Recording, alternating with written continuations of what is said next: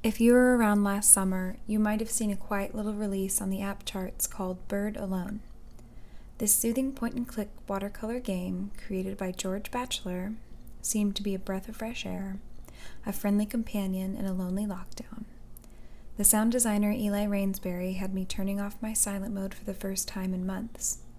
The game gained notoriety after a few weeks, when folks were finally finishing the game and leaving very mixed reviews. It was one of those games that only let you play a little bit every day, your bird friend sending you yearning notifications asking for help with one project or another. So it took weeks to get to the end, an end I did not expect, as I skipped reviews before downloading and assumed this would be like a virtual pet, something I could check in on for years to come if I wanted to. So I downloaded the app. Your new lonely bird friend asks you to give them a name. I called mine Jackfruit. Each day I'd get a little notification reminding me to check in, and each day a new surprise or project awaited me. I drew a picture of my crush, a picture of my cat. I filled in empty lines and partially written poems, and Jackfruit sang them back to me. We made theremin-like music with a waterfall and planted a garden of melodic plants. Jackfruit would ask me how I was feeling that day, and then tell me about their thoughts.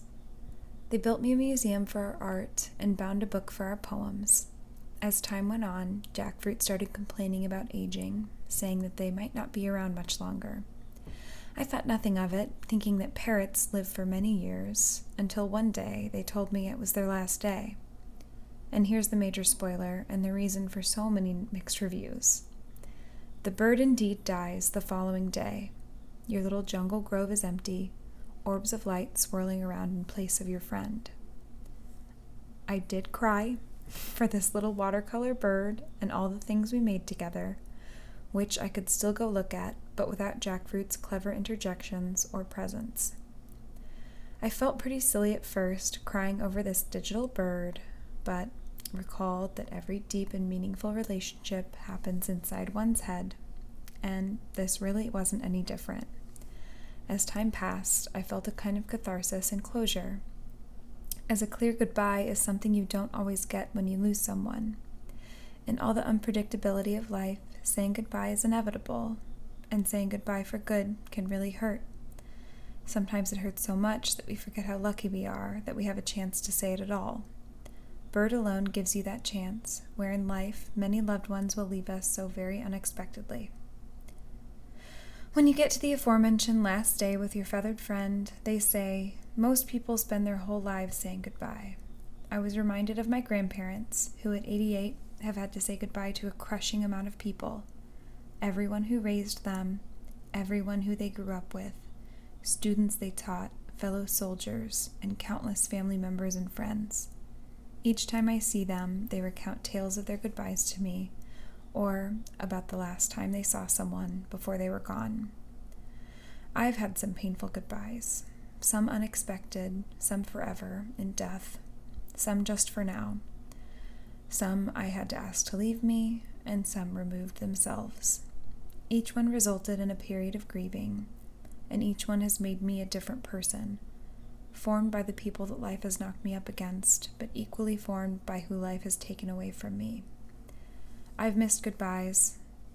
Some of those were being in denial, unanswered last phone calls, or escaping reality by focusing on school or work. But the goodbye was inevitable, just waiting for me in one form or another. We are forever marked by our losses, and always reminded of our own mortality in them. And yet, in our human resilience, we almost always open ourselves back up to say goodbye again and again. So after a few days, I went back to my little app so I could look at my collections of pictures and poems from Jackfruit. But to my surprise, there was an egg sitting on a branch right in the center of the trees.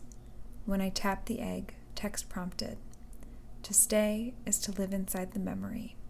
You may start over at any time.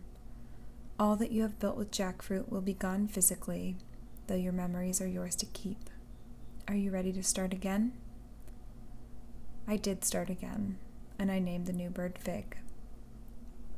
Bird Alone's melancholy reality is nothing new, and my interpretation is nothing profound, but this game offers us a softer chance to experience loss and the imminent healing that follows. Your bird will eventually be gone. People will say goodbye. Friends will hurt us. Lovers will betray us.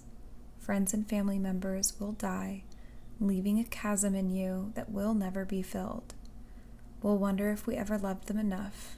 We'll wonder if we shouldn't have loved them at all in the first place. But so what? We play the game again. We keep loving. We keep giving. We keep welcoming that inevitable hurt because the alternative is so much more unbearable.